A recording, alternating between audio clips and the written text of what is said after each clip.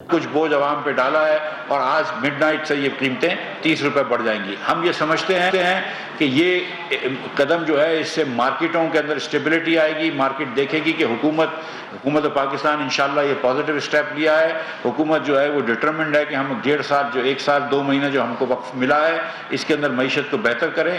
ہم یہ سمجھتے ہیں کہ اس سے روپے کو بھی استحکام ملے گا اور اسٹاک مارکیٹ بھی آگے بڑھے گی. بٹ موسٹ امپورٹنٹلی اس سے ہم سمجھتے ہیں کہ معیشت جو ہے اس کے اندر بیلنس برقرار رہے گا. سو میں ادھر تک اپنی بات ختم کرتا ہوں اور کسی بھائی کو کوئی سوال ہو تو. اس کا مطلب تو یہی ہے کہ آپ نے پیٹرولیم مصنوعات کی قیمتوں کا جو ہم ہے یہ وہاں پر اس لیے پھینکا کہ IMF کا پروگرام آپ لے سکیں. حکومت جو ہے جب آپ اپوزیشن میں تھے دوستوں تو کرٹیسائز کرتے رہے پیٹرولیم مصنوعات کی قیمتوں میں اضافے کو. تو کیا اس سے مہنگائی کی لہر مزید نہیں آئے گی؟ عام جو چیزیں ہیں ان کی قیمتیں نہیں بڑھیں گی؟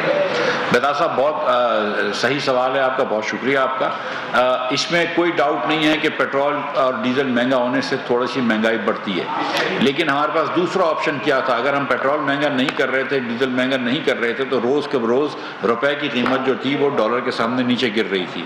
جب روپے کی قیمت ڈالر کے سامنے گر رہی تھی اور آپ یہ جانتے ہیں کہ عمران خان صاحب چھوڑ کے گئے تھے تو 190 روپے 179 روپے ہو گئی تھی اور اب مزید بڑھ گئی ہے. تو جب روپیہ گرتا ہے ڈالر کے سامنے تو اس سے بھی مہنگائی بڑھتی ہے. تو ہمیں یہ بیلنس کر دوسری گزارش آپ کے سامنے یہ بھی رکھ دوں. آپ کی بات درست ہے کہ ہم نے بالکل, اور میں نے خود بذات خود بھی PTI کے اوپر پیٹرول بڑھانے پہ کرٹیسائز کیا ہے, لیکن آپ یہ بات یاد رکھیں کہ ہم اس وقت 30 روپے لیوی اور 17% سیل ٹیکس لگانے کی بات کر رہے تھے جو PTI کی حکومت نے لگایا اور عوام کے اوپر وہ بوجھ ڈالا. جب عمران خان صاحب کو لگا کہ ان کی حکومت جانے لگی, اور یہ آپ کو پتہ ہے کہ عمران خان صاحب کی ذاتی مفاد پہ ہر چیز قربان ہوتی ہے, جب ان کو لگا کہ ان کی حکومت جانے لگی تو انہوں نے پھر یہ کمی کر کے ایک بارودی سرنگ رکھ دی. اس وقت جیسے میں نے آپ سے گزارش کری کہ حکومت پاکستان 56 روپے اپنے پلے سے دے رہی ہے ڈیزل کے اوپر, تو ہم نئے ٹیکس لگانے کی یا مزید ٹیکس لگانے کی بات نہیں کر رہے, ہم سیل ٹیکس لگانے کی بات نہیں کر رہے. ہم تو یہ کہہ رہے ہیں کہ جس کاسٹ پہ ہم کو مل رہا ہے اس سے بھی 56 روپے کم دے رہے ہیں. اور یہ ہم سارے ہی ملک کے مالک ہیں, ہم یہ کہاں سے افورڈ کر سکتے ہیں کہ جتنا حکومت چلانے میں خرچہ نہیں آ رہا 3 گنا زیادہ, اس سے زیادہ خرچہ ہم ڈیزل پہ پیٹرول پہ سبسڈی دیں. اور پھر جو میں نے آپ سے گزارش کری کہ جس گاڑی والے ہیں پاکستان میں, اور پاکستان میں 10-15% لوگوں کے پاس گاڑی ہوگی, شاید اتنے بھی نہ ہو, ان گاڑی والوں کو سبسڈی ملتی ہے.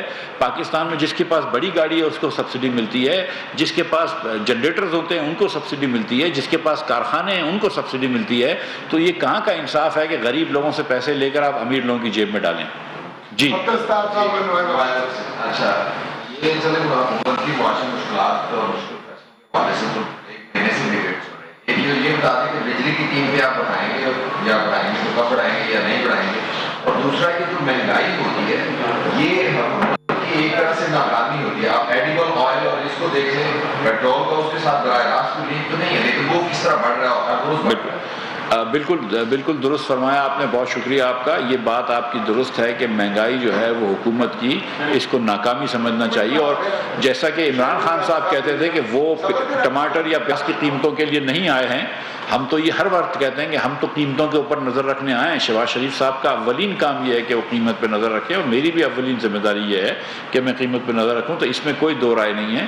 جو آپ نے تیل کی بات کری, آپ یہ دیکھیں کہ یوٹیلیٹی اسٹورز کارپوریشن پہ ہم نے 190 روپے کی سبسڈی دے کر تیل کو 260 روپے میں گھی کو بیچا ہے. ہم آج بھی جو ہے وہ چینی 70 روپے کے لے کر آ گئے ہیں, اور آپ دیکھ لیجئے کہ 4 سال میں عمران خان کے دور میں چینی اتنی سستی نہیں ہوئی جتنی ہم نے ابھی چینی کر دی ہے سستی. آپ یہ دیکھیں کہ ہم آٹے کو بھی یوٹیلیٹی اسٹورز کارپوریشن میں 40 روپے فی کلو بیچ رہے ہیں.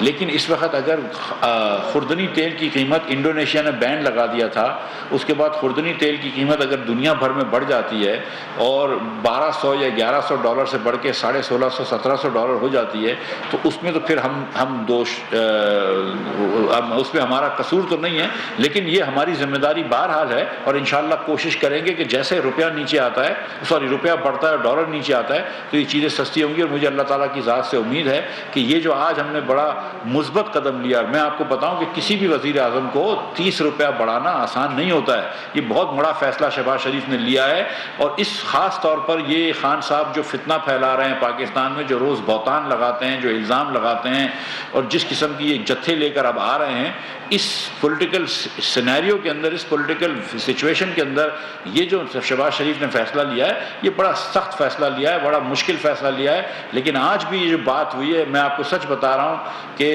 خواجہ آصف صاحب نے یہ کہا کہ ہم اگر اپنی سیاست بچائیں اور اس میں اگر ریاست ڈبا دیں تو یہ فیصلہ ہمارے لیے کوئی حکمت والا فیصلہ نہیں ہے، کوئی بہتر فیصلہ نہیں ہے، اور ہم یہ سب سمجھتے ہیں کہ اگر ہماری سیاست ڈوبتی ہے لیکن اگر ہماری ریاست بچ جاتی ہے تو وہ بہت اچھی بات ہے۔ تو یس، وی انڈرسٹینڈ، ہم یہ سمجھتے ہیں کہ ہمارا سیاسی کیپٹل اس سے کم ہوگا، یہ بڑا مشکل فیصلہ ہے، ہمیں یہ پتہ ہے کہ اس پہ بہت تنقید ہوگی، لیکن اس وقت ریاست